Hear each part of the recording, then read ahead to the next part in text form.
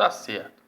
Na questão número 3, está falando o seguinte: sabe-se que x é um número natural e que x menos 1, 2x mais 1 e 10 são lados de um triângulo. Determine os possíveis valores de x. Quando ele fala os possíveis valores de x, ele está falando sobre as condições de existência de um triângulo.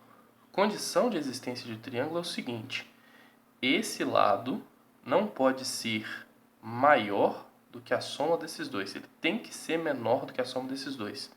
Então, 10 tem que ser menor do que esse lado mais esse lado. Entre parênteses, para ficar fácil na hora de fazer os sinais. Então, x menos 1 mais 2x mais 1.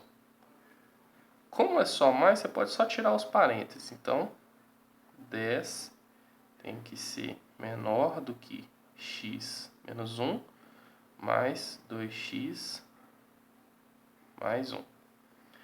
Menos 1 mais 1 é 0.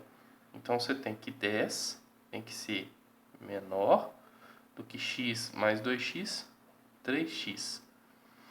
Então, 10 dividido por 3 tem que ser menor do que x. 10 dividido por 3 é 3,33. 3,333333. Isso tem que ser menor que x. Ou seja, x tem que ser maior do que isso. Um número natural onde é maior, onde x tem que ser maior do que isso. Então, x pode começar em 4. Só que ele pode ser 4, 5, 6, 7, 8 e por aí vai. Tá certo? Essa é a primeira parte. A segunda parte de condição de existência é que esse número daqui tem que ser menor do que a diferença, né? Tem que ser maior do que a diferença entre os outros dois. Ou seja, você tem que 10 tem que ser maior do que 2x mais 1 menos x menos 1. Necessariamente falando, não faz diferença qual que é a ordem que você usa. Eu coloquei essa ordem é por causa do 2x ser maior. Não faz diferença qual ordem que você usa. Você só vai ter um número negativo, mas oficialmente falando não faz diferença. Só é interessante que você coloque o 2x primeiro, porque ele é um 2x, é maior do que x. E aí resolve do mesmo jeito. Agora, aqui tem um negativo.